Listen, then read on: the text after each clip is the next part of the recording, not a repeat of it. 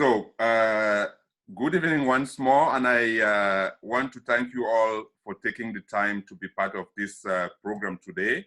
We are now on the second edition of the series of our program called 26 Years Celebration of the VOICE Refugee Forum. I will come later to talk about what the VOICE is all about, just a brief an anecdote. But to start with, I would say we have some members and activists here. Some of them are from the VOICE, some are from the Caravan. They would introduce themselves in the later part of the program. I am Yufani Mbolo, as you all know, and this is a dual program. First, it's part of our program for the celebration, like I said before, but on the other hand, we are also live on Reboot FM 88.4 in Berlin and 90.4 in Potsdam. Reboot FM is one of the radio stations, FM, that we have in Berlin and Potsdam. And we have this program, The Voices, there for a long time. And luckily, but also happily, we are using it to broadcast our 26th anniversary. So we have in studio today, our brother Marwan. We also have brother Ola. Brother Marwan is from Jena. Brother Ola is from Rudolstadt, also in Thüringen. We're going to talk about Rudolstadt today. We have brother Foga, who is a student. He's going to introduce himself also. We have sister Elem from North Rhine-Westphalia, precisely from Wuppertal, and brother Aras also together, also from Wuppertal, North Rhine-Westphalia, from the Caravan. We have sister Gule, also from North Rhine-Westphalia, but not from Wuppertal, right? Sister Gula, you're from Wuppertal also? Ja, genau. Okay, great.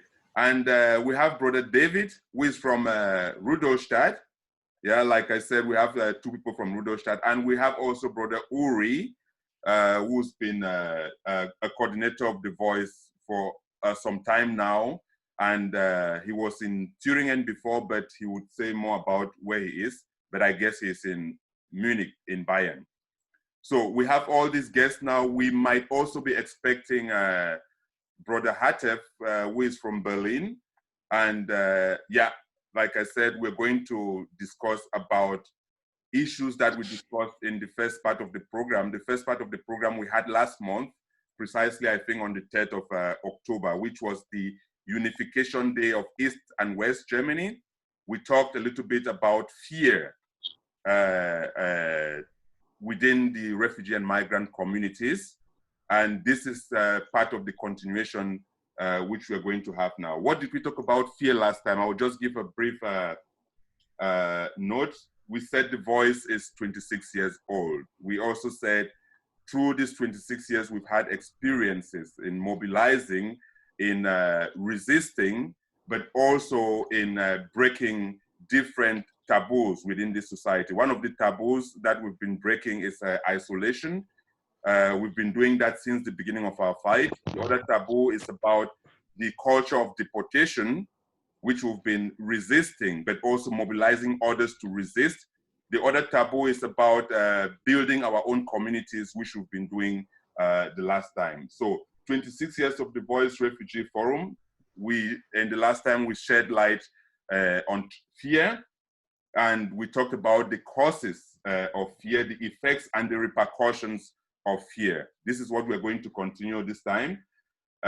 We talked about our daily experience in repression or fighting against repression and persecution by the German states and Europe in general. We talked broadly about Fortress Europe, the crossing through the Mediterranean, but also other European borders into the European countries, especially the Schengen states.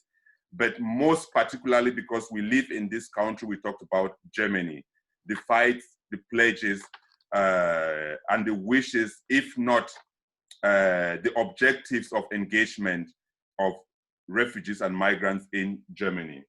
So in doing this, we had some points. We talked about the features, or let's say the factors that accompany this fear in fighting, or this fear in resisting. And part of the factors, one of the factors was the role of NGOs or left-wing white German organizations in the fight against isolation, the fight against deportation, and the fight against resisting, or the fight in resisting persecution in this country. We also talked about the instrument of the state apparatus. Yeah, we didn't go deep into it, but it was something that I think we're going to talk about now. This instruments or instrumentalization of state apparatus in the welcoming culture propaganda to destroy migrant movements or to further isolate, racially discriminate, deport and kill migrants within and out of the German European borders. We're going to use maximum an hour and a half to talk about these things, minimum an hour. And these are the basics or the benchmark of where we're going to limit our discussions. And to continue with it, I would like to give all of you the possibility to introduce yourself to the general public, to some of the new members that are here, before we continue the discussion. Thank you. So maybe we can, whoever wants to start with introducing, just go ahead.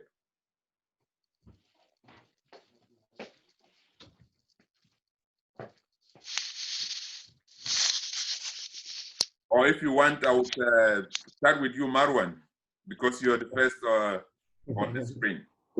Okay. My name is Marwan. I'm from here now. Yeah. Great. Ola.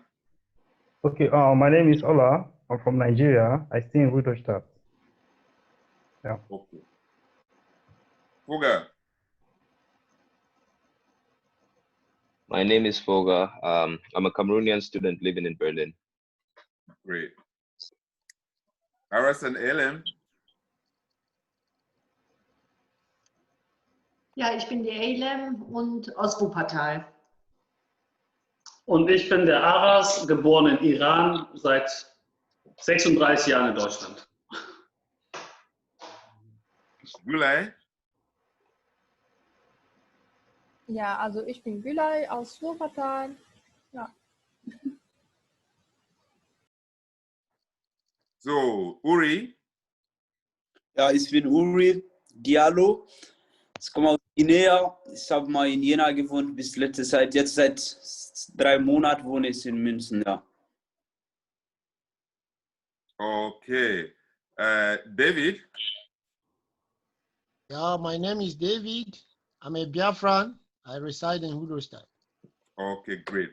I just saw that Hatef is trying to connect, but while he's connecting, I will say it again. Normally, we do live with some people in studio, but now we're actually doing a Zoom live conference first to celebrate the 26 years of The Voice, which we're going to be doing until the end of the year. Like I said, every month we're going to be having such discussions, if not twice or 3 times a month.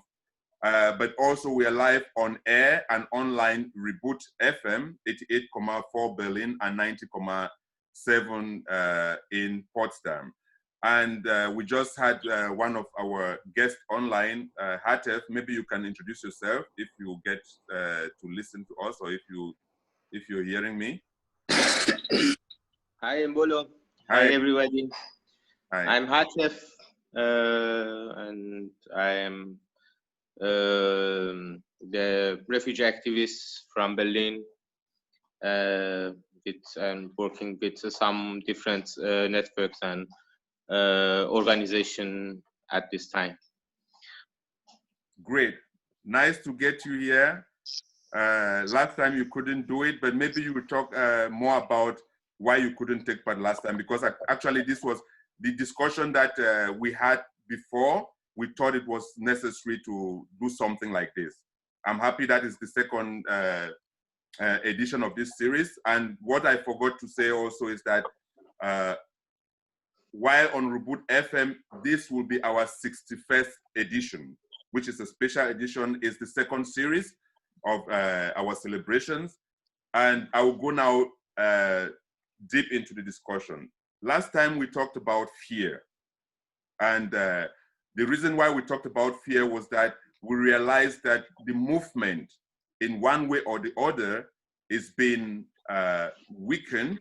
I mean, when I say the movement, I talk about, or I'm talking of refugee and migrant movement.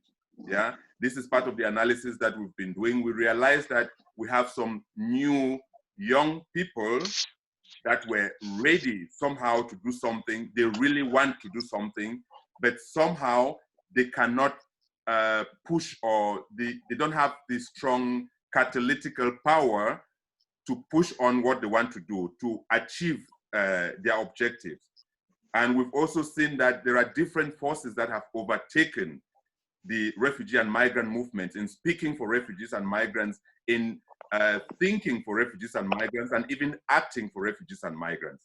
This is something that was not possible some years back, and we decided to talk about the issues that make these things possible.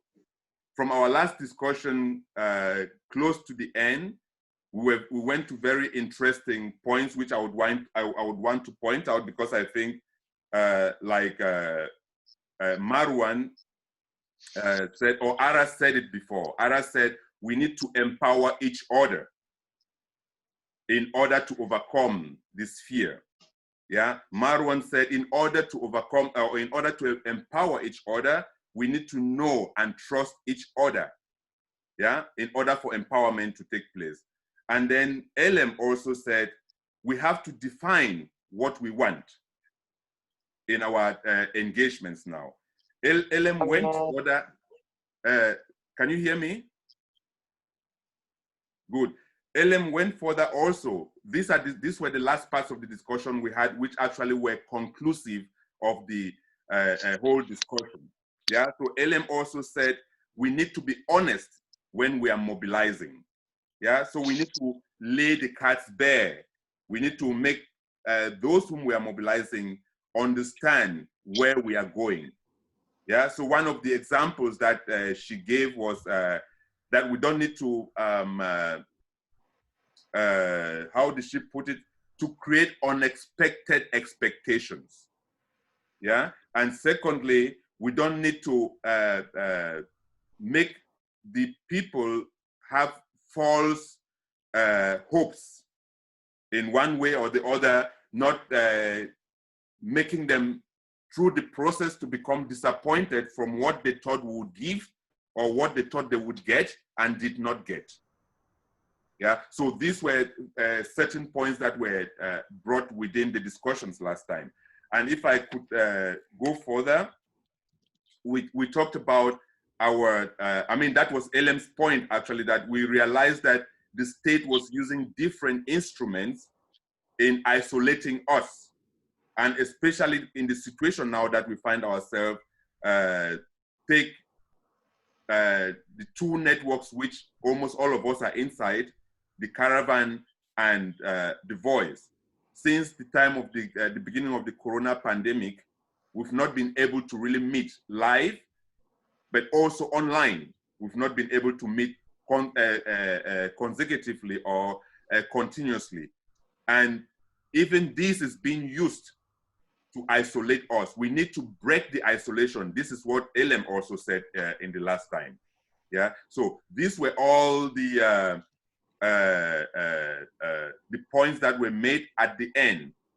And where it was interesting also was that we started talking about the influence from outside our engagements, the influence from outside our communities. When I say communities, I mean refugee and migrant communities. That also somehow influence our day-to-day decisions on what we have to do, be it political, be it social, or be it economical. So these were the things that were discussed. And to come back now to the fear issue, there were certain points that I listed, which would act as questions, but also we could use them to open up our discussions. Yeah, the points that I listed were also from our last discussions. Yeah, and for me, it was something like, okay, we have to look at the situation the way they are, but we have to use these points to start analyzing. And one of the points which was really clear from our last discussion, we said it in German. I think it was Elem's word in German, the Ohnmacht, the powerlessness. Yeah, and then you have the incapability. Yeah, but before we go to incapability, maybe the second one should be the non-capacity, I would say, before we go to incapability. Yeah, so the incapacity to act, and then the incapability also to act. Yeah, and I don't know, we still have to, we will have to answer this question. The confusion in our actions. Yeah, and then last but not the least, this, and I think this was, I think we could even start from there. The self-isolation or the outside isolation. And with the self-isolation, I think Ellen put it so well in the last discussion. You can either fight or die while waiting that someone will help you. May I say something? Sorry? May I say something also? Go ahead, Hatef. Okay. Yes, actually, last time I was not here because actually I was not very tough to come to discussion, and because of I lost my best friend in Berlin because of his suicide in his isolation camp in Sellendorfer Steglitz, Berlin, and it's make me very depressive and very upset about what's happened, and somehow as an active person who was in many demonstrations with me, with our theater group, he was one of the more important guy as an artist and so. And what happened to him, it's still not clear. We couldn't even define what's happened to him. And therefore, I was not able to come to the meeting, and I really lost many points that you also spoke about them. But in this kind of view that you explain what's happened and what was the speeches, I just thinking at this time about if we speak about isolation, running out from the isolation, what is the next point? Where is our free space, our safe space, our revolutionary space that the people who want to leave their isolation, where should to go?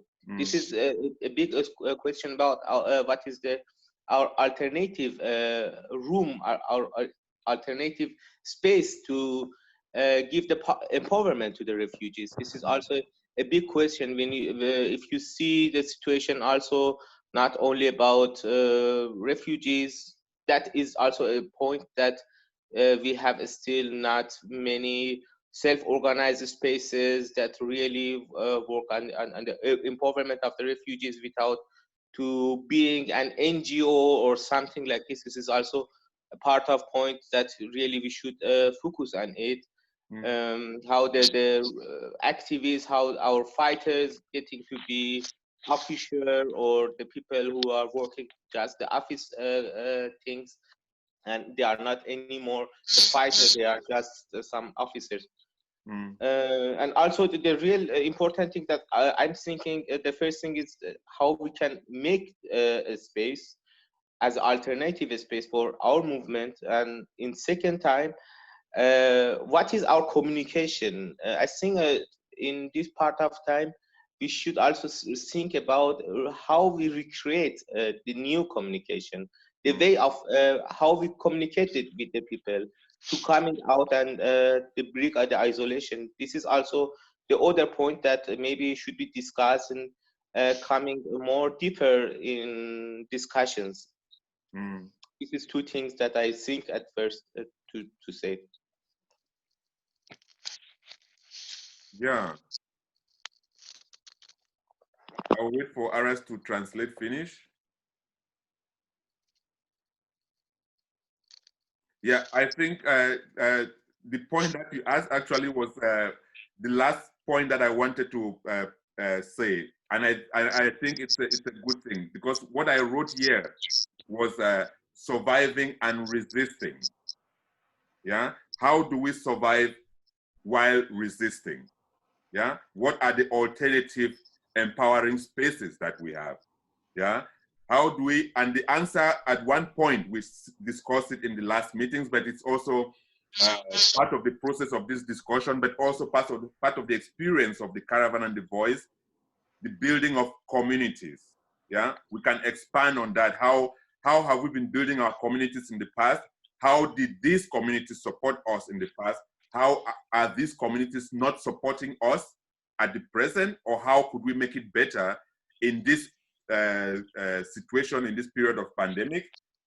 Yeah. So for the question, the point that I had was surviving and resisting while coming together as communities without fear of persecution.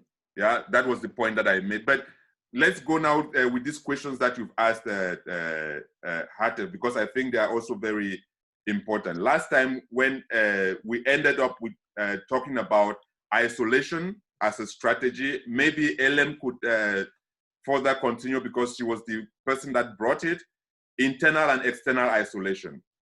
Yeah, how do we break this isolation? Yeah, we've realized, like you said last time, why we isolate ourselves, because we somehow feel the outside is really not political enough, and we want to keep our own fight intact and not mingle with others. On the other hand, we have state and parastatal instruments that are being used to isolate us. How do we do to break this isolation? Ja, hallo zusammen. Ich versuche das mal zu erklären. 2015 haben die selbstorganisierten Kämpfe so ein Stück eine Verdrängung erlebt. So she tries to explain, she says in 2015, the self-organized movements, struggles somehow got have been pushed away. Weil die Gesellschaft eine Humanität in sich entdeckt hat, dass sie alle helfen wollten. Because the society thought they are now very humanistic and can help everyone, so it was sold to us at least. Und die Überlebende vom Mittelmeer, die Freunde, die Flüchtlinge, die haben gedacht, wow, Deutschland ist doch eine sehr gute, aufnehmende Gesellschaft. And many friends, people who survived the Mediterranean, who survived the borders, said, wow, Germany is a land which helps people. Und dieser Eindruck, der geschaffen worden ist, existiert bis heute auf der Flüchtlingscommunity. And this impression exists still in the majority of the refugee community. Viele sind zwar unzufrieden, aber bewegen sich nicht, um für ihr Recht auf die Straße zu gehen. Many are unhappy, but they don't move to change anything substantial. To get their right. Wir, die Organisierten, haben gewusst, dass das nicht gut geht, aber waren zu schwach, weil wir von der Mehrheitsgesellschaft einfach weggedrängt worden sind. Maybe we knew that this is an illusion, that we were too small to be heard in mainstream, basically. Und die Freunde wollten nicht auf uns hören, weil sie einfach, weil wir zu anstrengend waren, als wir erklärt haben, wir müssen für unsere Rechte kämpfen. And maybe no one wanted to listen to us, to those who were longer time here, because maybe the positions were not comfortable enough or we were not easy enough. Das hatten wir ja vorher schon gemerkt, als wenn man an den Marsch von Würzburg nach Berlin denkt, wie unterschiedliche politische Meinungen damals in der Selbstorganisierung waren. We recognized this earlier as well. For example, during the march, the different positions, different understandings of the movement are there. Vielleicht gehe ich jetzt mal kurz auf die Aktualität an und ich bin besorgt. Es passieren Sachen, die wirklich sehr, sehr hart sind momentan. Maybe she says she goes as well a little bit to the current situation because there are things that basically are of importance or are basically making her feel uncertain or concerned. Und das zeigt auch die Isolation von uns untereinander und die Isolation innerhalb der Flüchtlingscommunity auch. And this shows as well the isolation of ourselves within the movement or within the refugees themselves. Die Dublin-Abschiebungen finden still, aber sorgfältig statt. The Dublin deportation to other European countries take place behind the curtains, or they continue to take place and are continuing every day. Und fast jeder ist von Dublin betroffen momentan. And most of the refugees are affected by Dublin. Das zweite ist, letzte Woche in Essen gab es eine Demonstration von Freunden aus Guinea. And the second, another point is that last week, for example, there was a demonstration of Guinean friends. Das hat mich sehr gefreut. Das waren immerhin, glaube ich, bis zu 80 junge Menschen aus Guinea, die protestiert haben. There were about 80 young people from Guinea who protested. Worum geht es? Und das erinnert mich an die Jahre 2005 oder 2006. What was the matter? Why did they go to the street? And the reason for the protest reminded her of the year 2005, 2006. Guinea war immer ein schwieriges Land für Deutschland, weil sie die Menschen ohne Geburtsurkunden und Papiere nicht abschieben konnten. Guinea was always a country for the German government because they could not easily deport people to Guinea. Aber in den letzten 2-3 Jahren gab es Verhandlungen mit der Guinea-Regierung. In the last 2-3 years they had talks and negotiations with the Guinean government.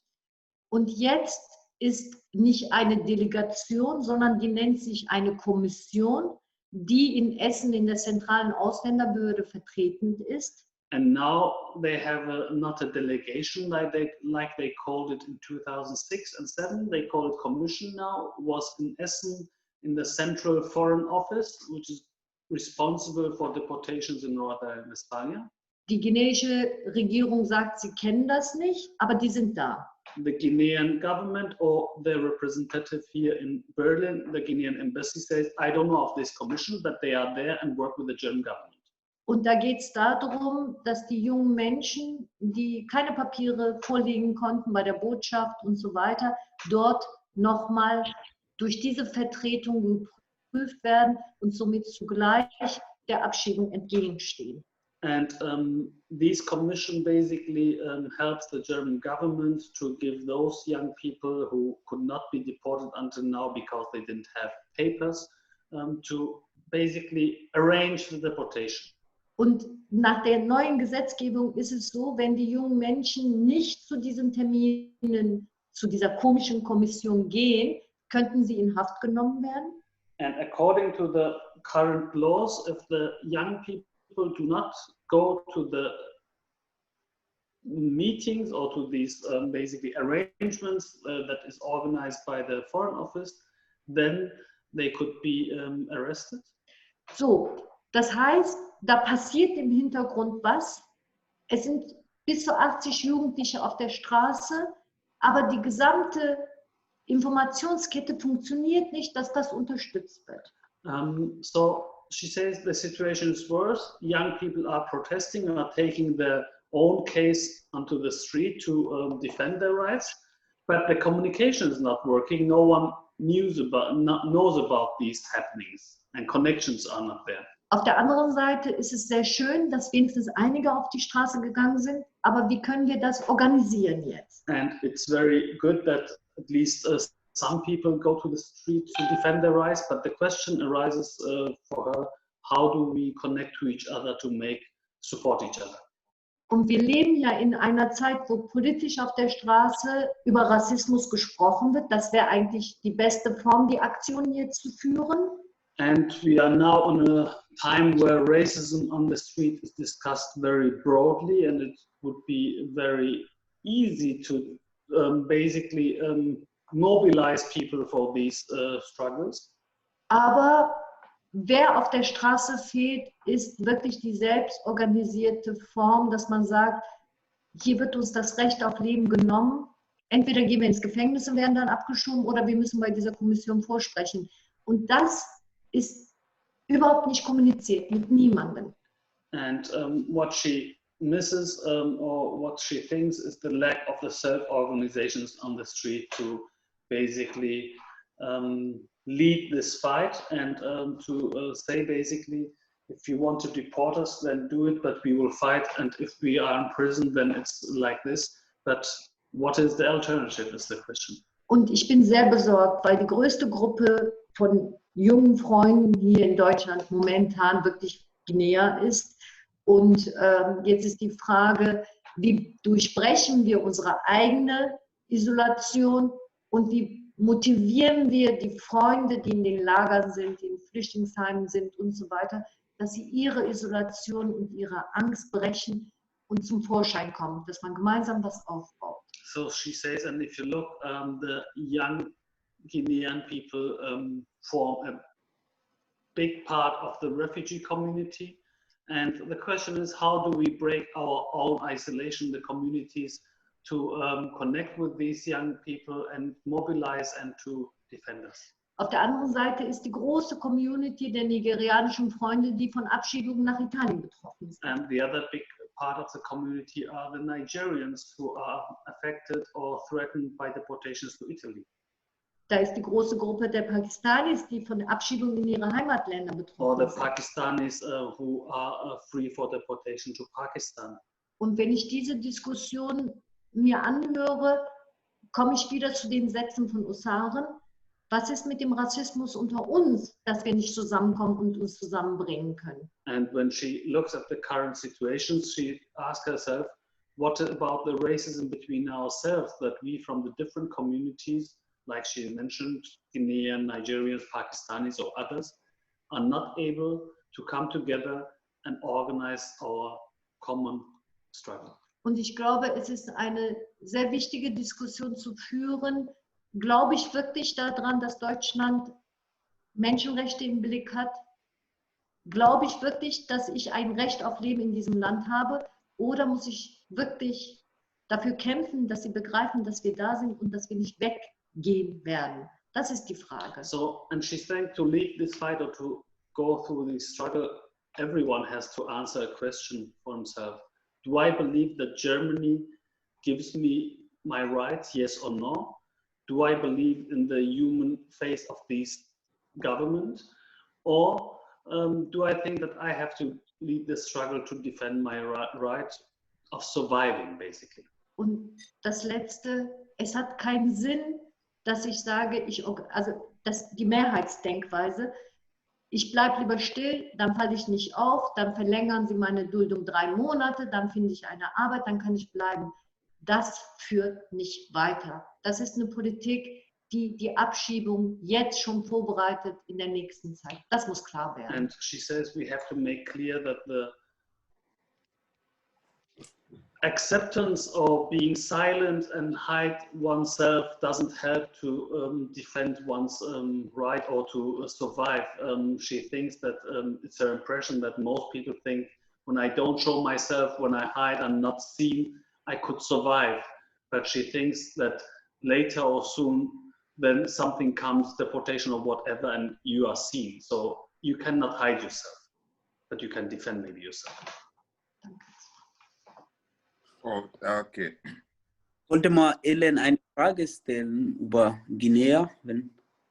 Ja. Ja, weil also über diese Sein, was die Guineaner in der Botschaft holen, weil gerade sehr viel so, fast jeder, der so einen Negativ oder Duldung hat, muss so eine Sein abholen, wo drauf steht, wir können dies nicht als Guineas irgendwie wahrnehmen, weil du keine Papiere vorliegen hast und so. Ich wollte mal fragen, was führt diese Papiere, ob diese gute Papiere ist oder ob die nutzt oder wie sieht das aus? Ich glaube, Uri, deine Frage jetzt, ne, das ist genau der Punkt, wie isoliert wir untereinander sind, dass wir diese Information nicht haben. Es ist sehr wichtig, über diesen Vorgang zu sprechen, weil es hat 3, 4 verschiedene Facetten, was gerade mit Guinea geplant ist. Das würde heute den Rahmen sprengen. Aber wir müssen in Kontakt treten, weil der Plan mit den Guinea ist schlimm, was sie gerade planen. Ganz schlimm. Ja. Und wir telefonieren miteinander. Ja. So Elam said the discussion is, although the question is very important, but it shows as well how basically isolated or separated we are, because such things are important to discuss, to develop our own strategy. So maybe it would basically go too far to go deeper into this topic, but we should talk on the phone with each other. So just exchange the phone or connect with each other on this topic, please. Und vielleicht ist das sehr wichtig, dass vielleicht diese kleine Demonstration in Essen vielleicht zu einer bundesweiten Aktion werden kann, weil in ganz Deutschland die guineischen Jugendlichen betroffen sind. And maybe the action in Essen could be widespread in entire Germany, because not only in Essen or North Rhine-Westphalia the young Guineans are affected. Okay. Thank you, Ellen, for your explanation of, I would say, the answer to the question, what we can do or how do we break the isolation. I would want to give the word to Gulay, but before then I would use the statements that Aras made in the last meeting or in the last discussion, because I think it's also important in even in the question that Uri asked. Aras said in the last discussion that we should concentrate much more on ourselves in mobilizing and in resisting. Yeah, we shouldn't think much about the outside. Just a moment. Yeah, I got him back inside. We shouldn't think much about the outside and what the outside can do for us. We should think much about how we can mobilize ourselves in resisting whatever persecution we have. We heard from Uri where he's asking if LM thinks this paper that we get from the embassy, from the Guinean embassy or from the Guinean delegation, if it's going to be helpful to us, if it says we cannot produce any Guinean paper because of lack of much information, if the person asking for Guinean identity is really Guinean or not. But Gulay, ich gehe mal jetzt auf Deutsch, weil ich richte mich an dich jetzt. Du bist Aktivisten der Karawane auch, ja? Wir haben gemerkt, Elem sagte, es fehlt Information oder es fehlt die Mobilisierung, die Stärke, um rauszugehen. Ja, du bist in der Karawane lange Zeit, du kennst The Voice lange Zeit. Wie siehst du diesen Prozess jetzt momentan? Ja, 26 Jahre die Voice-Aktivitäten, ungefähr, sage ich mal so 22 Jahre Karawane-Aktivitäten. Glaubst du, dass wir irgendwie wieder in die alten Zeiten kommen können, wo wir immer gut mobilisiert haben und immer Redebeiträge auf die Straße gehabt haben, Frauenkonferenzen gemacht haben, Flüchtlinge besucht haben? Können wir das jetzt machen in der Zeit der Pandemie?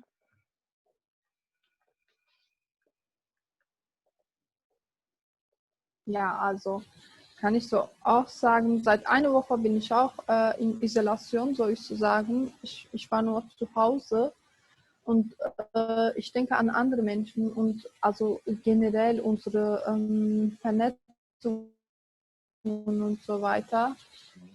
Ich sehe meine Freunde, also meine aus Karawane, auch in Wuppertal nicht, weil also irgendwie wir bekommen diese Prozess mit, also wir sind auch in dieser Pandemie, also egal ob das wir wollen, also mitmachen oder nicht mitmachen, also irgendwie, wir sind drin.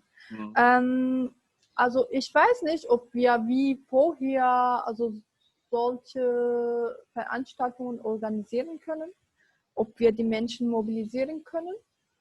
Aber was ich über Internet folge, also dieses Art der Widerstand hat sich ein bisschen verändert, weil die Öffentlichkeit ist nicht nur auf der Straße, sondern auch über Internet. Also die Menschen sind am meisten über Internet präsent, aber also die Stimme, also die geflüchteten Menschen, also uns, ne?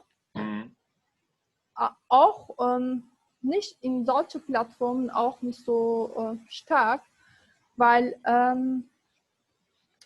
also die Menschen, die geflüchteten Menschen nicht in diese also Online-Vernetzungen drin.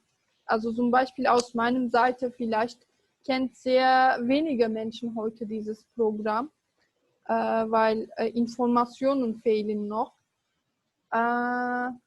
Und also von mir aus die fehlende Mobilisation, also nicht nur wegen Corona-Situation, also sondern also wie wir vorher gesprochen haben, seit 2015 ist das so, weil also sie haben ein Bild ausgemalt, dass die geflüchteten Menschen nur die Arme, die Opfer, die keine Kraft für sich was zu tun machen können, also entwickelt. Daher also von mir aus die politische Stimme geflüchteter Menschen so ein bisschen gesunken, also unabhängig von Pandemie. Aber also aus meiner Seite, wir hören auch ein paar Freunde, die mittlerweile in Lager leben. Also die Situation ist dort irgendwie, weiß ich nicht, also mehr oder weniger draußen, wir haben Chancen, uns zu schützen, aber dort, die Menschen haben gar kein Recht dafür, kein Recht, also sie haben keine Privaträume, keine Privatbad, keine Privattoilette, also und dann denke ich auch, in solchen Situationen, weiß ich nicht, ob man wirklich, also so aus meiner Seite, ja okay, die Menschen auch, diese Situation ist eine politische Situation, weil also alle Menschen in der Gesellschaft haben Recht, sich zu schützen, aber ich nicht, weil ich im Lager lebe, weil ich niemanden bin. Also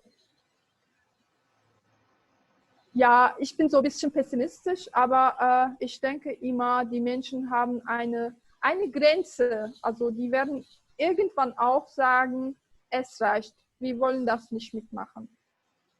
Okay, vielleicht von den Punkten, die ich aufgelistet habe, ja, kannst du mir sagen, liegt das an unserer Ohnmacht, liegt das an unserer Inkapazität, sage ich mal so, nicht die Kapazität zu haben oder nicht die Möglichkeit zu haben gegen solche Maßnahmen? Also Maßnahmen meine ich, im Lager zu leben und Corona oder wie auch immer. Also ich denke schon. Also wir haben auch nicht so sagen ohne Macht, aber die Kapazität ist schon da, aber es ist wenig, ne? Weil also wir sind auch, also ne, die Menschen, wir haben auch Angst, also das muss man so offen sagen, oder Grenzen oder weiß ich nicht. Aber kann ich noch nicht sagen, also wir können alles machen, wir haben dafür Kraft und so weiter, wir können was machen, aber ja, wir haben auch Grenzen, soll ich sagen. Okay, so I will come back now, for example, to, I mean, you have two people. I see that Brother David is not there anymore, or is he there? But Brother Ola is going to help us in that because you are from Rudolstadt, yeah? We are talking about people living in lagers. I mean, the simple and nice word for it is Heim, which I don't want to use. They are open concentration camps, especially now in the times of the pandemic. It's a death trap, if you ask me, in this situation now. So Brother Ola and Brother Hatef. Why I say Brother Hatef is also because Brother Hatef has been an activist that has been visiting different lagers in Berlin and Potsdam. He has experiences in different parts, and he even has an experience now, which he even said in the beginning that he could not take part in the last discussion because of an incident, a very tragic incident that happened last time. Maybe both of you, depending on who starts, how is the situation in the lagers and how is it difficult to mobilize? Because it's not about only powerlessness. Like Sister Gulai said, it has to do with fear also. Yeah. How does this fear manifest in the people in the lagers, and how do they do to overcome it, if they overcome it at all?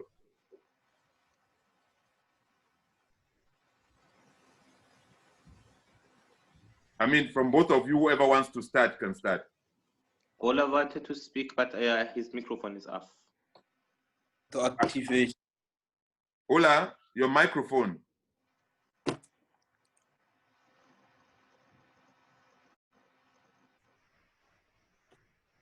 Your microphone. Your microphone is out. Yeah, now. So you wanted to say something on that? Yeah, from what I've observed concerning the Heim in Rudolstadt, the way people are living there is the situation is very bad.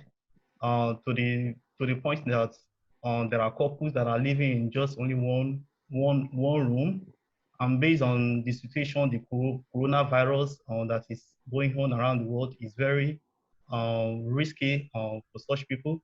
And then concerning breaking the isolation, I think we need to enlighten and pass information to the people, because most people, they are not, to my own observation, as in we need to motivate them, as in the zeal, the drive is not there concerning the people that are living in Rudolstadt. When you say motivate, what do you mean? How do you motivate them? As in to pass information, as in inspire them concerning as in to inspire them as in concerning taking action, knowing their right, as in just to let them know the right thing to do, as in them passing the right information to them. Because most of them, they're just living there, they don't know, as in they are not well informed. You understand what I'm saying? As in information is very, very powerful. So we need to enlighten them, we need to pass information to them. Most of them do complain, but they don't know the right things to do. Okay. Yeah. I would before I go to Hatef, I would ask you again, because in the times of before the pandemic, before the corona times, it was still a challenge. Exactly. To sensitize people in the lab. And now we have the corona times, and I get from the discussions that I've been having with some of you guys in Thüringen, especially in Rudolstadt, you cannot get into the lager like any normal person. Yeah. So before it was an open prison, now it's even a closed prison. How do you people from outside come to motivate? How can one do that? Yeah, before the pandemic, one can go inside, and so, but presently it's somehow difficult because of the situation. And then there are security there asking different questions. But in my own opinion, I think we can still get in touch with them, because I'm close to most of them. So there are ways in which we can get close to them, maybe through WhatsApp. We can create a WhatsApp group to pass information to them. Yeah. Okay. But I also heard that you were planning actions. Can you tell us a little bit about it? Exactly. James sent me a message. So he said they are planning a kind of demonstration, to concerning their situation there. So he said I should help him I should draft a kind of flyers. But I did that. So I drafted flyers as in concerning the demonstration, awareness, passing information to the general public, and then concerning the VOICE Refugee, as in what we stand for, our objective, our mission. So I drafted it. So yeah, we are looking forward to the demonstration. We are looking forward to it. So do you know exactly when you want to do the demonstration, or do you know how it's been planned? Yeah, he's sent a message to me that we are going to have a meeting. So we are going to have a meeting and discuss more about it. Yeah. Okay. Before the end of this month, we are going to have a meeting and discuss more about it. But I've already drafted the flyers, information, everything concerning the demonstration. I've already drafted it. Okay. So during the meeting, we will discuss more about it. Yeah. So that's what I said. Yeah, go ahead. Okay. Go ahead. No, go ahead. Sorry. So that's why I said that's why I said though it's very difficult to go there to the camp, but there are some ways, because I'm very close to them. So that there are some ways in which we can still get in touch to them, sensitize them, and then inspire them, exactly, then motivate them, by passing information, both young and old, both female and males, as in just to enlighten them. Yeah, there is a way. Exactly. So I will go to Hatef also, because I think what Gulai said sticks somehow with your experience. Yeah, what she said, if I understood well, was also that it's difficult to say if we can go back to the past in the way we usually did things. We also see that even in the past, the way we usually did things was challenging. Yeah, that we talked about what Brother Ola just said. We need to sensitize, we need to inform. But we are in a situation now, in the pandemic situation, where I don't know if every refugee or migrant in the lager has the possibility to download Zoom, yeah, or WhatsApp, or Skype, or whatever thing. And we are faced with this so-called, I would say, man-made, in forest sciences, we call it anthropogenic causes of catastrophe. Yeah. How do you think with situations like this, we can mobilize people through Zoom, through Skype? Before we're doing physical, and now we're doing in a different manner.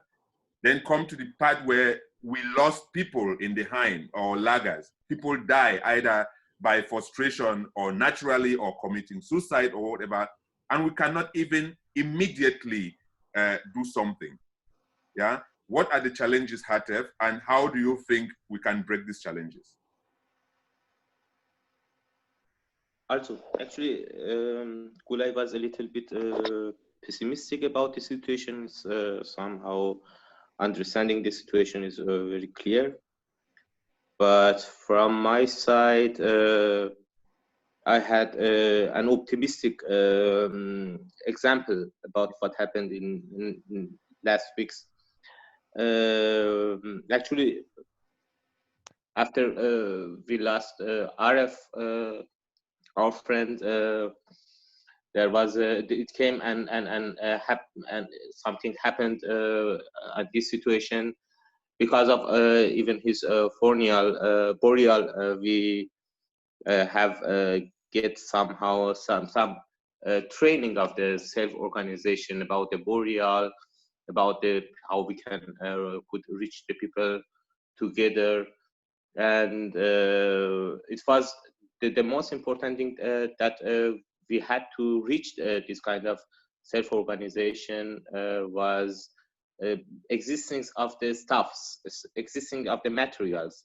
If all I speak about a demonstration or something like this, I think even in every places, the refugees even have no kind of to reach a moment to reach as I don't know, a printer to print their flyer for themselves without trying to go get out to find some places or something like this. Even this kind of material, this kind of small things is not exist there. And also, as I spoke about the communication, if we speak about the resistance, we just speak about the making demonstration. And this is how I think in this kind of new thinking of in my mind, that really we need also other kind of expression of our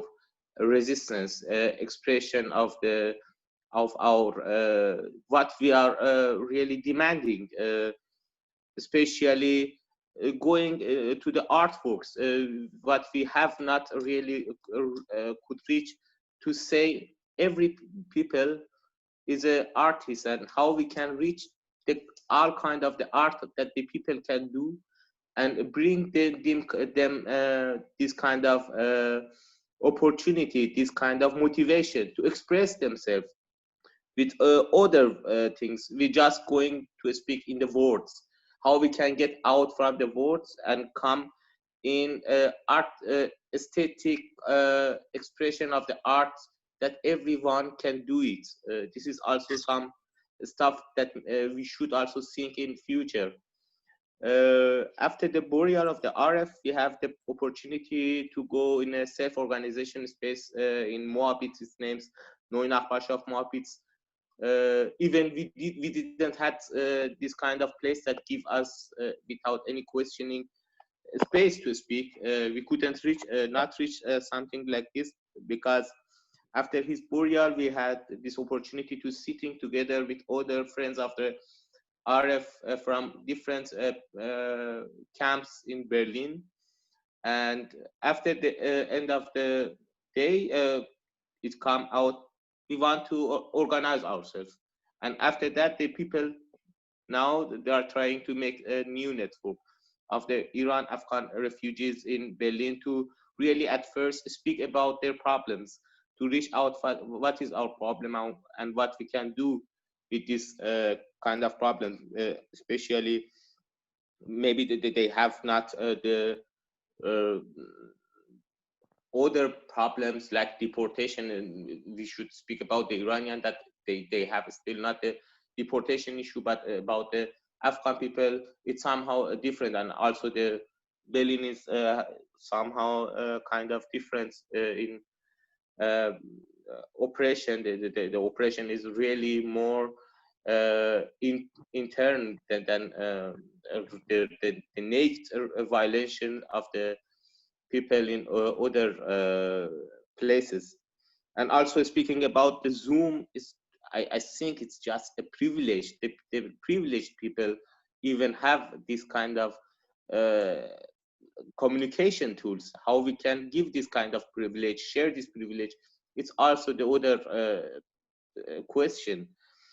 But really, I think about this, even if we had not this kind of place in Berlin, to have a place after the new laws of the pandemic, we don't have even a space to sit together. We should find the new alternative to really see each other, because also the Zoom is somehow a place that even if the people know each other, they have still some somehow shyness, or I don't know, somehow Abstand to each other. Distancing, yeah.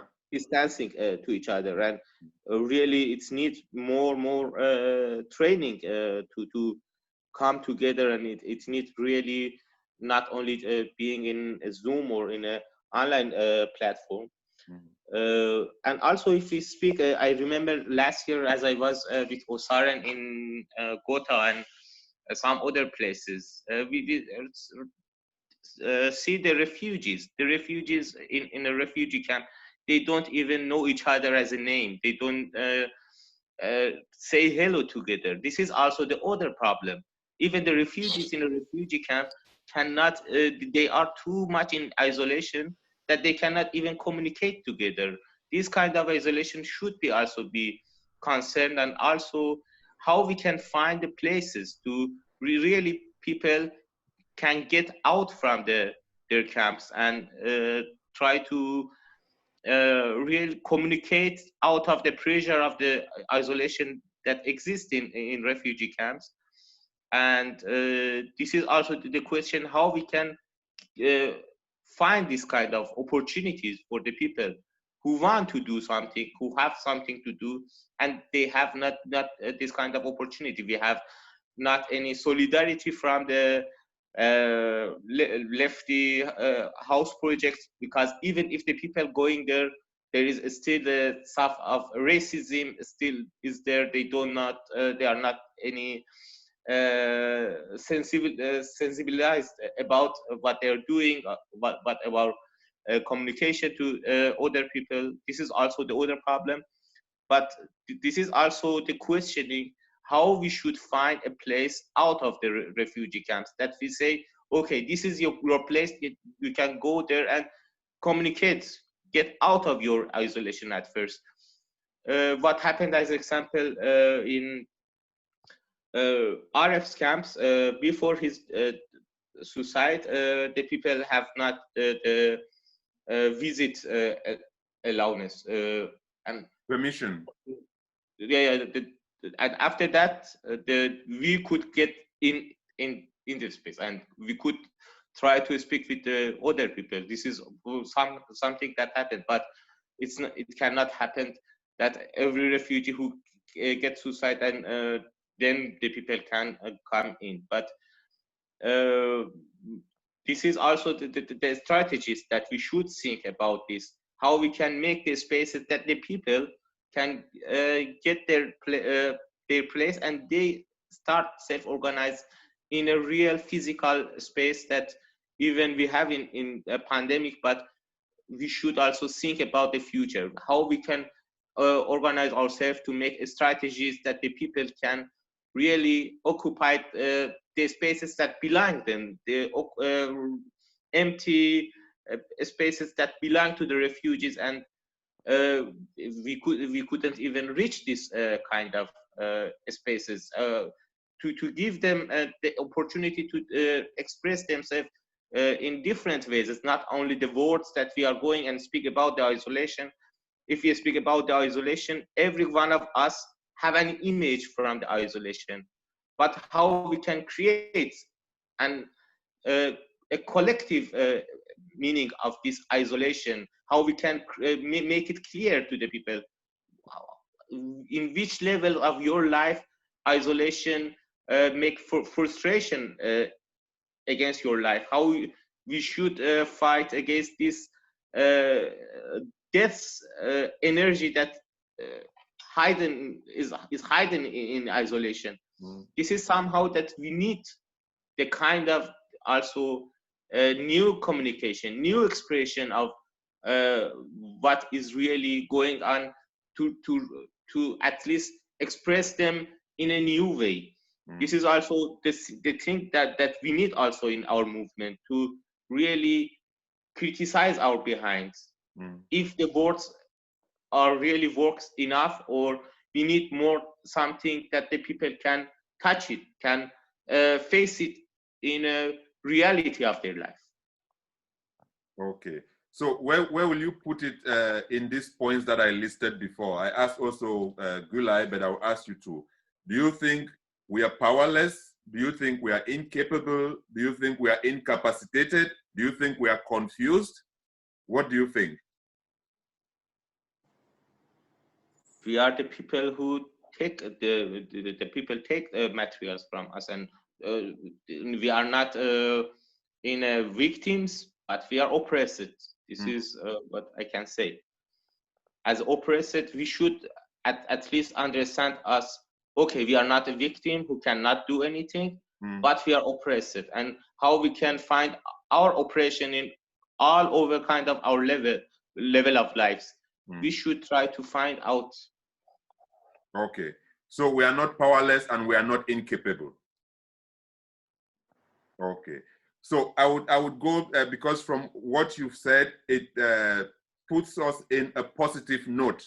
Yeah, I mean, I understand that Gulay was not trying to say everything is negative, but was trying to say the observation that she's made is that if we don't really do something like the things that you were proposing, things will not work well.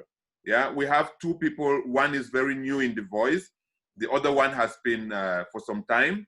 I think since 2018, if I'm not mistaken. Uri has been since 2018, right? Yeah. And sorry? Yeah, it's risks. Okay. And Marwan has been there since 2019, right? Yeah. So maybe both of you can share your experience with us, how you've been helping to mobilize in the lagers, especially in this time now. Yeah. What are the difficulties? What are the challenges? And what you think could be done better? Okay, on my own point of view, I think we are living in an isolated community. And when we arrive in the isolated community, then we are more isolated. And then we don't really know who we are and where we come from. And what are we doing here? Because we don't really understand how the system is and how the system works. That's why we try also to be isolated, to see maybe if we can understand really what is going on. Yeah. So what are the challenges for you? I mean, if we don't know each other, we're trying to be isolated. How do we do to break this isolation? I mean, when you've been visiting friends, activists also in lagers, or communicating with some of them, how do you do to break this isolation? Try to bring them together to know each other and try to share their own experience of life, what really they are passing through, and what are their own expectations. Yeah, and then try to motivate them to make something that they should do something together, that they should feel like family, that they should be engaged in something. Yeah, yeah. But is this the end, or this is just the means to the end? What is the end for you? What are the objectives? The end for me, in my own point of view, we are trying maybe to bring their attention that they should not be isolated from others people. Then they have to share their own experience of life and what they are passing through. Then from there, they will try to organize themselves and look a solution for their problems or for our problems. We'll join and look for a solution for that. Because if we are maybe 3 or 4 people, we are talking about or one problem, then we will look a solution for that. Yeah. That's why we are trying to mobilize them, that they should come together and try to discuss the problem that they have, and then to try maybe to find a solution themselves, or to find a strategy how they can get a solution, or how we can get a solution for our problems. Okay. Because the solution will not come from outside. Yeah. Uri. Yeah. You have in my part. You have been mobilizing in Jena or in Thüringen for a long time. Yeah. Yeah. Everyone talked about solutions. What do you do in situations where people, refugees or migrants, they have problems which might look, sound, or even they are the same, but they have different ideas of how to solve these problems? Let me give you an example.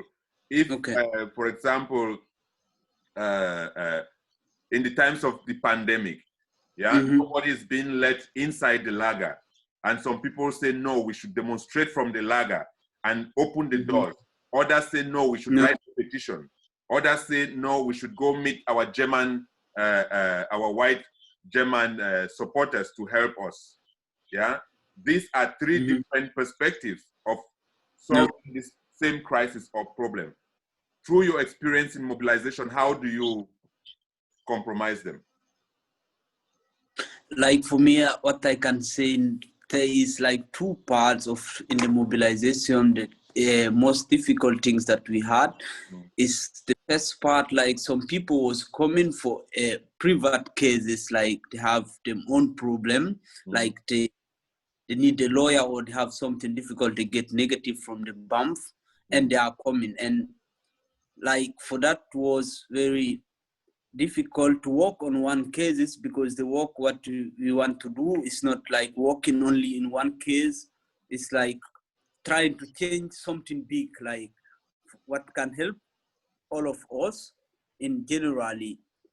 But like in Jena, since I'm in the Voice, I have been in a lot of places for the mobilization, like trying to bring people in, and it was at the beginning very successful, like people came, but I don't know, like if we did a bit something a bit wrong, that like if you have mobilized the people for the first time and the second time you are not going to, the problem was to keep these people with us, working with us continually. I don't know what was wrong. I think this is a part that we have to work on and see what we can do better, like when people are here or Zoom, like they have the courage to come for the next time. Like, yeah, because that was too hard for us in the last time that we was like giving a lot of things out for mobilizing and have it taking places, working a lot, that for the young people, they come from Go Town, everywhere, but like it was any time trying to have sorry, someone. It was like every time we have tried to get new people again, and this is not too good for our jobs. Like in any time we have to get a new refugee, explain them what the voice are. Sorry, someone is disappointing me a bit. Like explaining them what the voice are and what is our job, what we can do, what we can continue, and next time also get a new people, like we was working on that like most 2 years, anytime a different, like me, I'm there like since Murwan he came, he's there, but like anytime new people are coming. And I think this is the part where we have to see much like for working on it, because I think my idea is that we have maybe, I don't know, like in Jena, the things was that when the people came, they are new, they have a few experience, and like Sis Uzan who was talking, I don't know whether that was too much for them, or sometimes we had the language problem that some people was there, they speak French and they were sitting like for 1 hour. So one guy is talking French, the coordinating was, I don't know what was wrong, but I think this is things that we can make better. Okay. So, are you finished?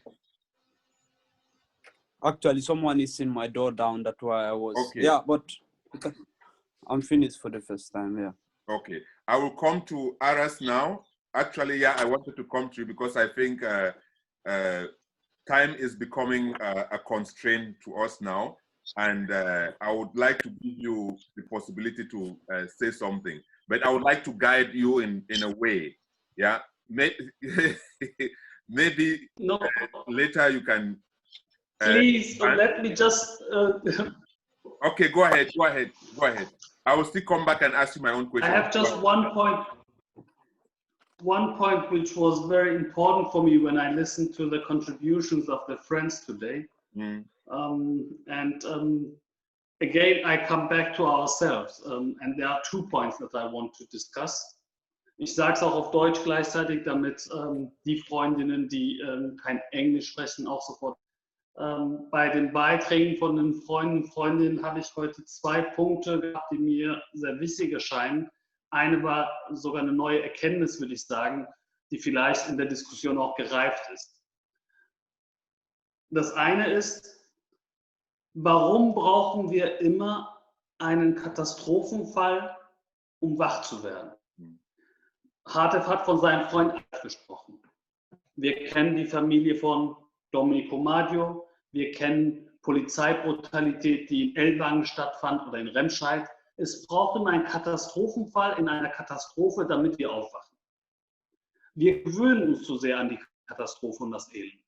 Und manchmal braucht es eine schlimmere Katastrophe, damit wir wach werden und sehen, ah, hier ist mein Nachbar, hier ist Elem, da ist Gülay, da ist Mbolo, obwohl wir im selben Flur, im selben Lager wohnen. Die Frage ist, wie wir vor der Katastrophe uns vorbereiten.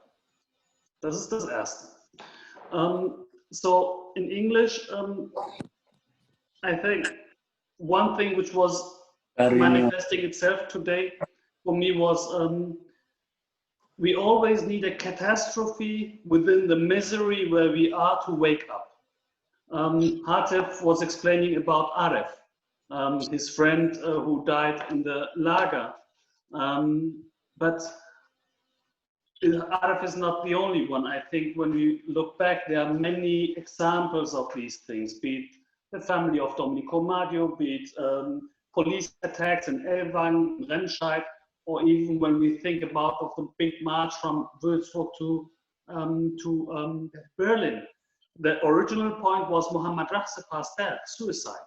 So that the refugees in Würzburg woke up and said, oh, we have to resist in March 2012. So there is always a catastrophe within the catastrophe that makes us wake up and see, oh, I have neighbors, Elem is here, I didn't know, Bolo, Gülay, Hatef. Maybe we lived in the same lager for years, but we don't know how our names are. But when the catastrophe comes, we then learn each other and our names and start to organize. But why always should we act after a catastrophe? Why cannot start to know each other before the catastrophe? This is one question I want just to give into this plenum. Maybe we can discuss it another time. The second issue, and I start again in German, sorry. Zweiter Punkt ist, ich glaube, das Vertrauen in uns selbst. Und da komme ich wieder zu dem, was ich glaube ich letztes Mal auch gesagt habe. Wir müssen auf uns selbst schauen, heißt nicht unbedingt, dass ich auf mich selber schauen kann mit jemand, der auf meiner Sprache spricht oder dieselbe Hautfarbe hat oder Religion oder was auch immer, sondern auf uns selbst als Erster, auf mich selber, Aras und niemand anderem. Was ist der Grad an Unrecht, das mir angetan werden muss, damit ich handle? Das ist die Frage der Katastrophe. Aber die zweite Frage ist die Frage des Verbündeten. Wer ist mein Verbündeter in diesem Kampf? Von wem erwarte ich Hilfe? Und da, glaube ich, liegt ein Schwachpunkt, ich will nicht persönlich auf irgend von einem, sondern generell in der Flüchtlingscommunity oder Migranten-Community oder auch in der unterdrückten Klasse in Europa, dass man immer von einem Unterdrücker die Lösung braucht. Oder von jemand, der in der Lage ist. Wenn man jetzt mit vielen Freunden Aktionen macht, du hast in Bodo 3 Optionen gesagt, wenn man zum Beispiel im Lager diskutiert, was man machen soll, Petition, Demonstration mit einer anderen deutschen Organisation. Ich glaube, die meisten wählen die dritte Option, die deutsche Organisation zuerst. Ich glaube, das war im Jahr 2016, kurz nach Silvester. Da bin ich richtig sauer geworden und habe geschrien. Ein Freund, jemand, den ich neu kennengelernt hatte. Es war nach der Silvestervorfällen in Köln gewesen, wo man angefangen hat, alle arabischstämmigen Menschen zu kriminalisieren, wegen Übergriffen, die in Köln wahrscheinlich oder vielleicht stattgefunden haben oder konstruiert worden sind, weiß ich nicht. Auf jeden Fall hat man danach alle Leute, die aus dem Maghreb kamen, kriminalisiert. Und da wollten ein paar Freunde, die aus Lager hier aus der Nähe von Köln kamen, was tun. Und da haben wir eine lange Diskussion gehabt. Und dann habe ich gesagt, wenn ihr was tun wollt, liebe Freunde, dann hier ist meine Telefonnummer, lasst uns mal in Kontakt bleiben. Und dann sagt der Freund zu mir, mein Telefon kannst du über, ich sage mal Sabine, ne? Was auch immer kriegen. Sage ich, wir stehen hier voreinander. Warum soll ich deine Nummer von Sabine kriegen? Ja. Ne?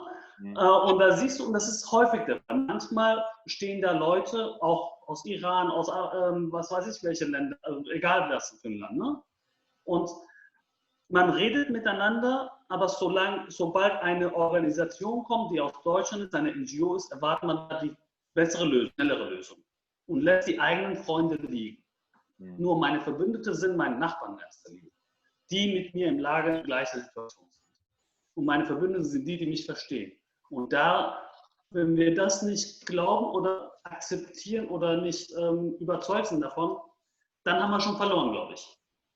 Weil wir an unsere eigene Kraft nicht glauben. Und ja, deswegen, die Frage ist nur, die erste Frage war, was tun wir vor der Katastrophe? Und die zweite Frage ist, was tun wir, damit wir an unsere eigene Kraft glauben? Diese zwei Fragen, glaube ich, müssen wir immer wieder antworten. Sorry, maybe now in German was too long for the friends who understand maybe English so well, or German so well, but I try to summarize as well. The question is, besides what is the initiation point to act a catastrophe, the second point is from whom do we expect a solution, from ourselves or from someone else?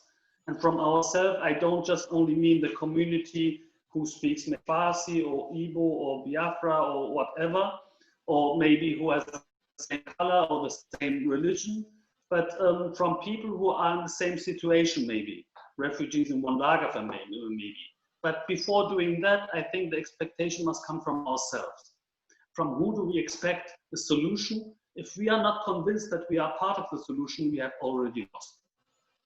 Because someone else who gives a solution, then you don't define your own solution, basically. You are dependent on other people, and you never will find a solution that comes and satisfies your own will and your own needs.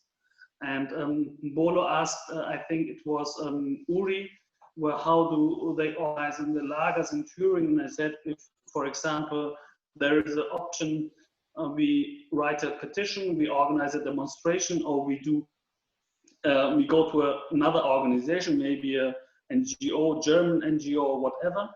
I think I said most of the situation that people maybe would choose the third option because they expect more from an NGO institution who has some image, who is a German, more respect or more higher probability of a solution.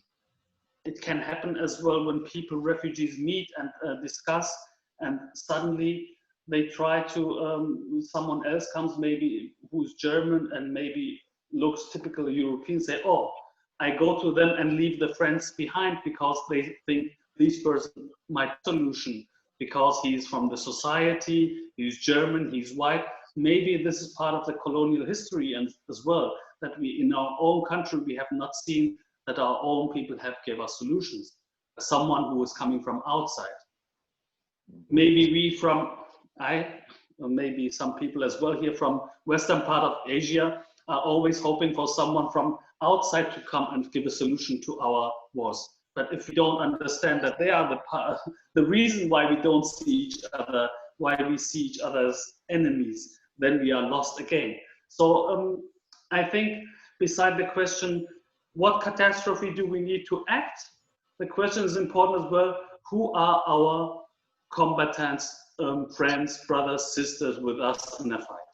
If we don't, if we are not clear about this, we are already lost, and it's better to just go away and say, okay, I wait until a stone comes from the sky and falls on my head. But instead, I think it's really important to answer these two questions. Thank you very much, Aras, for your interjection. I think 3/4 of what you said would have been answers of what I wanted to ask. Yeah, so I wouldn't go back to it, especially that we don't really have much time. I would actually want to let us set the bed, or let's say create now a foundation for our next discussion. Because what we've been doing now, we're slowly transgressing from the fear to what we can do. Yeah, it's not only about being afraid, it's not only about feeling afraid, it's about how capable or what possibilities do we have, yeah, to act. And since we are going slowly to that, I would just like to say one or two things before I give all of you, each of you, just like 10, 15 seconds to say your last words. We've realized actually from the very first discussion that the Voice has been doing a lot of things in its 26 years of existence. Yeah, and one of the main things, the fight against deportation had always been the center of the political activism of the Voice. Our 26 years of unwavering commitment to breaking the culture of deportation in Germany had many important steps. So the steps, for example, is one of the main ones that I can talk about is the VOICE Refugee Forum stroke Caravan Congress of the year 2000. And what was this Congress all about? It was about unite against deportation and social exclusion. Yeah, we also had, for example, the initiation of the concept of the deportation is the last ring of the slavery chain, which I think Brother Hatef was also really actively involved, and the break deportation culture. Yeah, so this was a campaign on its own. Then we had the break deportation and isolation network in Turingen. So for us to set a bed or a foundation for our next discussion, I think we should really think much about what we've been doing in the past 22 years of Caravan existence, but 26 years of the Voice existence, yeah, to try to table them somehow so we can use them for our discussion next time in order to empower. I think the conditions have not changed in a way. They have changed, but I think the people that are discussing now are developing different strategies, but they still have their own strategies of fighting. We should remind ourselves and also others what we've been doing and how we can go further. Yeah, so this would be my proposal for the next time. Going beyond fear should be our main subtitle. Yeah, and using the examples of our past experiences. Also creating possibilities, because what Hatef said is also very important. I think we had them, we still have them, we just need to revisit them. We had alternatives, we still have alternatives, but we've not really visited them well. And what Aras also said at the end, we have to look at the situation that we had before the catastrophe in the catastrophe came. Yeah, so we have to organize before incidents come. Yeah, so I think the different contributions that we made were really very productive in coming to a point where we have to look beyond fear. What have we been doing and what can we still do better? Yeah, I would want to give all of you now, I think we don't really have much time, but each one of you should take 10, 15 seconds to say your last word. And then we'll come to Brother Foga, because he's an observant participant in the whole discussion, to give us his impression on how he finds the discussion. Yeah, you would have the privilege, brother, to be the last person who would evaluate the discussion itself. So, Brother Marwan, maybe you take 10 to 15 seconds to give your last words. Your microphone. Your microphone. Exactly. So we can hear you now. Brother Marwan. Can you hear me?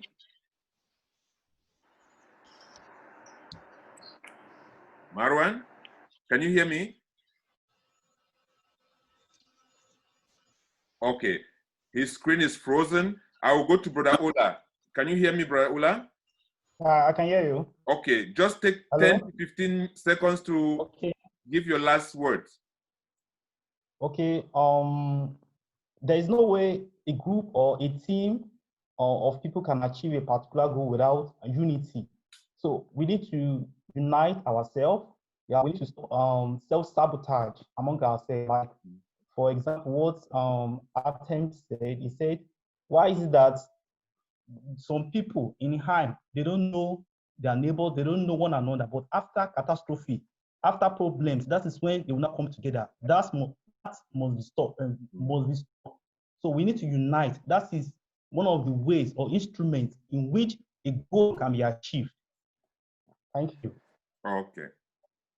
So, Brother Uri. Thank you first for having me here and to celebrate online with all of you this 26th birthday of the voice. What I can say, it's like you, the oldest, you have done a lot, and we have to do also. We have enough work in front of us, but I think you have maybe to show us, to teach us more how to coordinate, like as a young people, to continue the fight, Like, I mean, we don't have that too experience, like to keep many people in a room, to explain them how the fight can go. I think things is that we have to learn from you. And I think that is things we can do also. Thank you. Okay. So, Sister Gulay, kannst du mal in 10 Sekunden oder 15 Sekunden deine Worten, kein letzte Worten, wie Aras damals gesagt hat, dass es kein letzte Worten gibt, aber deine Zusammenfassung von was wir heute haben oder deine Erwartungen, deine Wünsche? Also kann ich so sagen, für eine Zusammenfassung kann ich so sagen, also diese Diskussion, das so kürzlich war, also ich kann nicht zusammenfassen, weil wir haben sehr wichtige Sachen gesprochen und ich freue mich auf nächste Treffen wieder. Super. Und danke euch allen. Danke auch. So, Brother Hatte, your turn. Okay, thank you everybody. I'm very happy at least could meet many of you. I really missed all of you that I know, and I will miss you, the people, the new people that I know. And I just have a message that we should keep about our hopes. We should not to forget that we have some hopes and try to fight and continue our fight. And we have nothing to last, just our community, our hope, and our future. Thank you. Okay. Brother Marwan, now that you're back and your line is functioning, give us your own words, to end the discussion. Okay, first I am happy to see Uri and Lola, because those are the people that I know. And then I'm also happy to share my own experience and to hear also about your experience, and then to know that we are all fighting one fight. We are looking for a solution for the situation that we are passing through. That is my last word. Okay. So, Brother Aras and Sister Ellen. Okay, maybe I make it very short. 26 years ago, some brave men went out not because of their own case, but because a Nigerian author and writer was in prison, Kensaro Viva. On the 10th of November, so a few days, it's his 25th year of anniversary of his death. And I remember the Voice, together with other people, organized a tribunal, a Nigerian tribunal at that time against the dictatorship in Nigeria. And it would be good for this reason of Kensaro Viva's death, maybe to put out the results of the tribunal. I know there are some texts over from this tribunal, and just to publish it, send it around that people can see from where people are coming. So the fight against deportation was not the first case, the fight against the lager, but the fight for Kensaro Viva in the country of origin. And I think now, 25 years later, we see the voices as long older than Kensaro Viva, who is one author for the entire world and not only for Nigerians. Auf Deutsch? Auf Deutsch, Entschuldigung. Es wird gefragt, dass ich auf Deutsch übersetzen muss. Deshalb nur noch mal 15 Sekunden, sorry. Kein Problem. Am 10. November jährt sich der 25. Todestag von Kensaro Wiwa. Kensaro Wiwa war ein nigerianischer Schriftsteller und 1994 war er im Gefängnis verhaftet worden von der nigerianischen Regierung. Und einige Flüchtlinge, vor allem aus Nigeria, haben damals angefangen, Solidaritätsarbeit zu machen für Kensaro Wiwa. Und als sie gesehen haben, dass sie nicht sich bewegen können, dass ihre Bewegungsfreiheit eingeschränkt ist, haben sie das VOICE Refugee Forum 1994 gegründet, um gegen ihre eigene Einschränkung ihrer Freiheit, gegen Abschiebung und so weiter zu kämpfen. Aber ihr eigentlicher Kampf war die Freilassung von Kensaro Wiwa in Nigeria. Das heißt, wir vermissen nicht nur Kensaro Wiwa, der nicht nur ein nigerianischer Schriftsteller war, sondern ein Schriftsteller für die gesamte Menschheit seit 25 Jahren, sondern wir sehen auch, wie lang dieser Kampf ist, den die Freunde von VOICE geführt haben. Das Wichtigste ist, sie haben sich in erster Linie für sich selbst gemacht als Individuen, sondern für jemand anders, der für sie wichtig war und im Gefängnis war. Und das ist etwas, was inspirierend ist und nach 26 immer noch inspirierend ist. Ich glaube, die Diskussion, die wir jetzt führen, die haben wir, glaube ich, bestimmt seit 20 Jahren auch geführt. Da geht es halt um Solidarität, was will ich und so. Ich glaube, diese Diskussionen sind wichtig. Aber wir sind in einer Zeit, wo kein Mensch von uns präsent ist. Wir sind nur ein paar Leute, die gerade hier auf dem Bildschirm untereinander uns sehen. Wir sind nicht präsent, obwohl die ganze Welt und die Gesellschaft über uns redet. She says we live in a time where the entire society is talking about us, but we are not as present as before, maybe. Und die Präsenz finde ich viel wichtiger, über die wir reden müssen, weil wir können so viel miteinander diskutieren, wie wir organisieren oder sowas. Es müssen wieder Vorbilder auf die Straße, dass sie sagen, es reicht, ihr tötet uns, ne? Tagtäglich. And ihr she tötet says uns. the presence is important. We have to go onto the street and again be basically open the way for others to come. Und das kann man mit 3, 4 Leuten machen. And this can be done with 3, 4 people. We don't need the Ich will nur kurz hier, der Aras hat über die nigerianische Solidarität gesprochen, ein Schriftstellerfreund. In der Türkei sind tagtäglich Frauen auf der Straße unter den Bedingungen Corona, wie Erdogan-Politik und so weiter, weil sie getötet werden und sie brechen trotzdem ihren Widerstand auf der Straße nicht ab.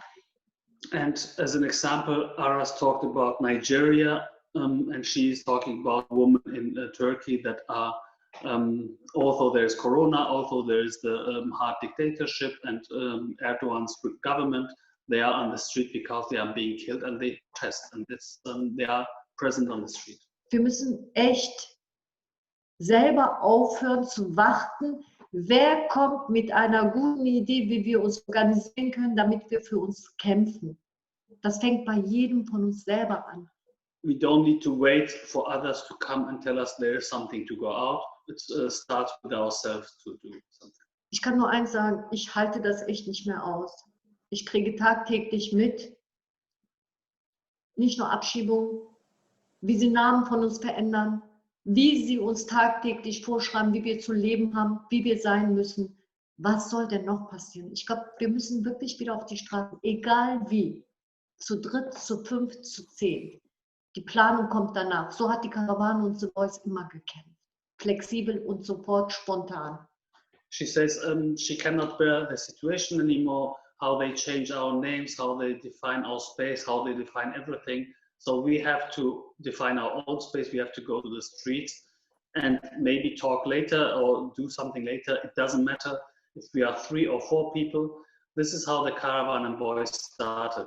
Be spontaneous and act and define your space. And then we can still talk how we change and continue. Aber das kann nur funktionieren, wenn ich selber für mich klar habe, dass ich so ein Leben nicht haben möchte.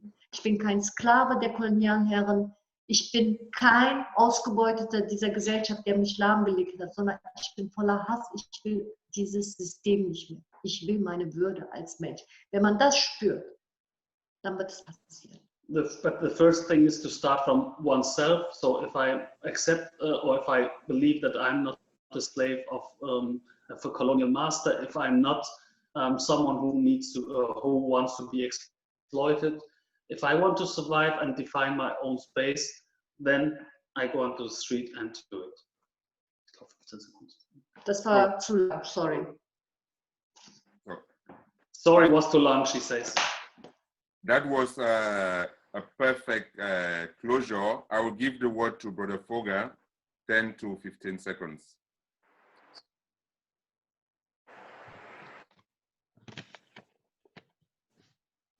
So, Brother Foga, can you hear us? Yes, Yeah. I can hear you. What did you think, or how do you find the discussion? Just give your impression, 10 to 15 seconds. First of all, I would like to say congratulations, felicitations, muchas felicidad to the VOICE Refugee Forum for the work you've been doing so far. There are very few groups I've been in so far where I've seen the kind of passion that the VOICE has. Where in turn it's about the finances, it's about the paperwork, it's really about the people. And I like the approach of the VOICE and how everyone is at the center. I liked especially what had said about creating an alternative space where people, and a safe space, especially when he used the word safe space, where people can sit down and talk about, not just talk, but act on their problems. And when from all the discussions, what I've gathered so far, and it reminded me a lot about the statement, nothing about us without us. I like the fact that the VOICE is quite active, and I look forward to knowing everyone personally, to listening to your stories, and to meeting especially everyone physically. I would like to extend my hand to meet Hatef soon, especially since he's in Berlin. And yeah, thank you very much for having me here, and congratulations. Do not lose the faith and do not lose the hope, as Hatef said. Thank you all. Okay. Thanks a lot, everyone. 26 years is not 26 seconds. It's not 26 minutes. Not 26 hours, not 26 days or months. It is a quarter of a century plus one. A generation, and in this time, we changed Germany and gave the refugees not only a voice, but a place in the society. Celebrate with us. Thanks once more for all who have been here today. Thanks again to Reboot FM for giving us this opportunity to broadcast our program, The Voices, in their studio. And we hope everyone celebrates with us 26 years, not only in going back to think of what we did 26 years ago or during these 26 years, but also in trying to shape the future of our engagements, our activities, and our existence. I thank you very much. Take care. Bye. Bye.